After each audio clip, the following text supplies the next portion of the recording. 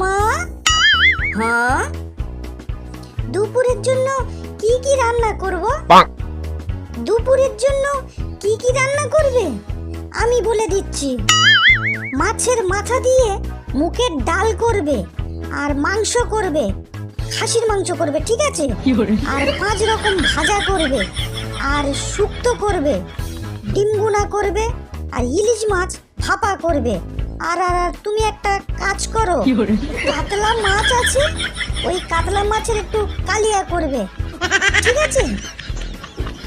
মা, আমরা তো বাড়িতে মোট 3 জন, আপনি, বাবা আর আমি, এত কিছু রান্না করব? হ্যাঁ, ও কি কথা বৌমা, এত কিছু খাবে কে? আপনার ছেলে তো অফিসে গিয়েছে। শোনো বৌমা, বাপের বাড়িতে কি খেতে না খেতে সেটা আমার জানার দরকার নেই, কি ভিখারিপনা করেছো সেটাও আমার জানার দরকার নেই। এই বাড়িতে রোজ রোজ ভালো মন্দ 12 রকমের পদ রান্না হয়, আর সেটা তোমাকে করতেই হবে।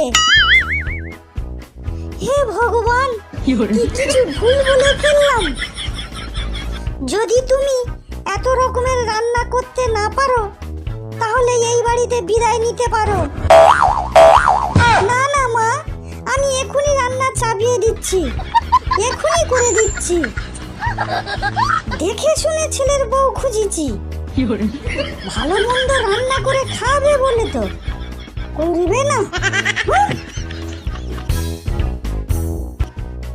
মা। হ্যাঁ, আমি স্নান করতে যাচ্ছি।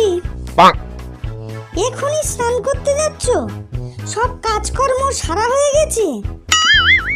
হ্যাঁ মা, এই বাসন ধুয়ে নিলাম, ঘর দাবা মুছে নিলাম, আর কোনো কাজ নেই। সে কি, এত তাড়াতাড়ি স্নান করলে হবে না, আরো কত কাজ আছে জানো? কি কাজ আছে মা? তুমি জানো না? শ্বশুরের প্যান্ট জামা, ছেলের প্যান্ট জামা, আর আর আমার কাপড়, ছায়া, ব্লাউজ, এতগুলো কাজ আছে। এতগুলো একসাথে কাচতে হবে? আজ অল্প কাল অল্প করলে হবে না? তর্ক করো না বৌমা, শুধু মুখে মুখে শুধু তর্ক। ঠিক আছে মা, ঠিক আছে, ঠিক আছে।